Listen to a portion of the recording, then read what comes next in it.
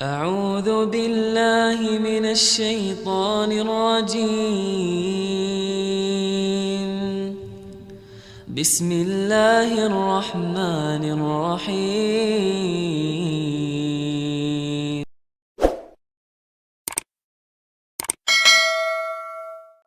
Jadi setiap mendengar hadis kayaknya kayak seperti jin yang diruqyah. Hadis, hadis.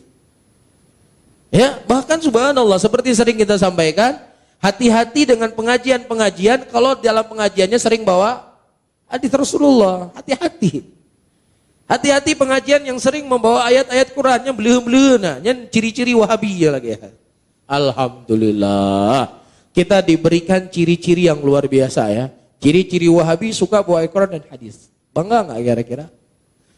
Hah? Jadi kalau seandainya yang dimaksud dengan Wahabi sering bawa ayat Quran dan sering bawa hadis, maka kita katakan kita Wahabi. Paham ya? Ini bukan ikrar maksudnya. Ya, ini bukan ikrar ayyuhal ikhwah. Tetapi kita mengatakan kalau seandainya sifat dan ciri-ciri Wahabi adalah orang yang membawa Al-Quran, membawa hadis dalam ceramahnya, maka kita katakan apa? Kita Wahabi. Tapi kalau Wahabi suka membunuh-bunuh orang, suka kafirin-kafirin orang, alhamdulillah, pengajian ustadz-ustadz antum semuanya dari pagi, siang, malam, semuanya kadang di streaming, direkam, disebarkan.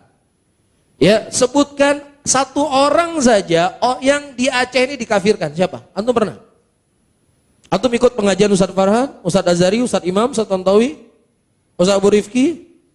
Pernah nggak di antara ustadz itu mengatakan nyan tengkuan kafe? Ada? Hah?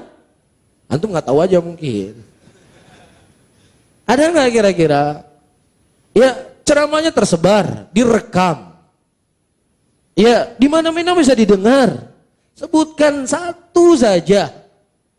Di antara ceramah-ceramah kita yang menyebutkan fulan kafir, fulan kafir. Tapi kalau kita mengatakan Fir'aun kafir, sering. Ya, mengatakan Abu Lahab kafir, sering. Mengatakan orang kafir-kafir, sering. Ya, mengatakan perbuatan orang yang terjatuh ke dalam kekufuran, sering. Karena Rasulullah yang mengkhabarkan, perbuatan ini bisa kufur, perbuatan ini bisa kufur. Tapi kita menyebutkan fulan dan fulan, atau jangan-jangan antum sering duduk-duduk di warung kopi, antum bilang orang kafir ya? Ada? Nyan kafe dengkuan, nyan kumpuit kafe, dengkuji kafe, nyan halal darahan. Nyan warodut, nah kamu kuat, kau taku mandum. Ada? Mungkin antum yang ngomong enggak? Hah? Nggak ada ya? Nah kalau seandainya antum yang ngomong, jangan disalahkan ke kita. Ala taziru waziratun wizra ukhra, kata Allah. Dosa seseorang itu tidak berpengaruh dengan dosa orang lain. Ya antum sendiri yang tanggung jawab, bukan kita. Ya kita nggak pernah mengajarkan untuk mengatakan fulan kafir, fulan kafir, fulan kafir, fulan halal darah, nyawa kejit disembelih, nyokoh taku, nggak ada. Iya, kita katakan justru orang yang sudah jelas kekafirannya, dukun, tukang santet, yang memang betul-betul kafir dengan perbuatan permainan sihirnya, ia berkhidmat kepada iblis, ia menulis ayat Al-Quran dengan darah haid wanita untuk menghina Al-Quran, ini perbuatan kufur. Nah kalau seandainya dia sudah terjatuh dalam kekufuran, yang menegakkan hukum had itu siapa? Pemerintah, bukan kita. Kita hanya menjelaskan ini perbuatan kufur. Adapun urusan hukuman itu kembali kepada pemerintah, bukan kepada kita. Bisa difahami? Dalam sejarah sudah berkali-kali haji tak bisa dilaksanakan. Ada yang pernah 12 tahun tak dibuka kota Mekah, karena yang menguasai itu adalah orang-orang Syiah waktu itu. Orang dari Ahsa sampai Hajar Aswad mereka tawan, mereka bawa ke Ahsa sana selama 30 tahun. Makanya Syiah ini berbahaya kaum muslimin dan muslimat. Dan salah satu senjata Syiah yang digunakan untuk memecah belah umat Islam adalah dengan melekatkan siapa yang menyerukan kepada Quran dan Sunnah dengan gelar Wahabi. Ini senjata Syiah untuk menjatuhkan dakwah kepada Al-Quran dan Sunnah Nabi SAW. Sayang banyak dari kita kaum muslimin, para da'i tidak sadar hal ini. Karena mereka tak bisa berhujah dengan Al-Quran, karena mereka tidak pakai Quran, tidak pakai hadis. Karena Al-Quran bagi mereka dah hilang 3/4. Yang ada itu hanya 4, yang 3/4-nya belum ada. Kita dalam kesesatan semuanya. Nah, satu-satunya musuh terbesar mereka adalah kembali pada Al-Quran dan Sunnah.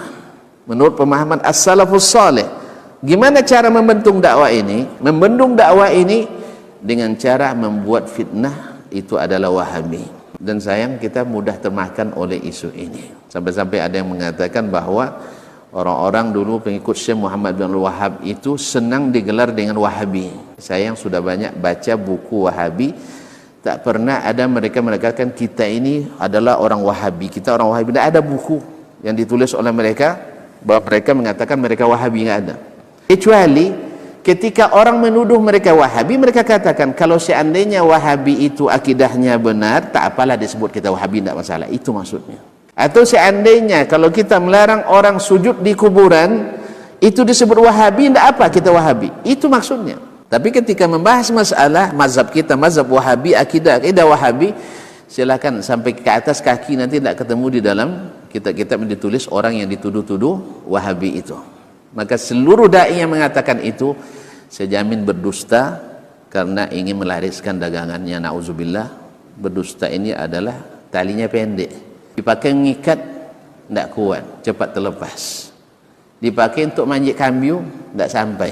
Makanya dusta itu tak boleh dilakukan, sekalipun untuk dakwah. Kalau orang Syiah memang dakwanya dusta memang. Namanya taqiyah. Oleh sebab itu berhati-hati kita, karena ini adalah salah satu mesin produk yang digunakan orang Syiah untuk memecah kita alus sunnah. Alhamdulillahi Rabbil Alamin. Segala puji bagi Allah, Tuhan seluruh alam.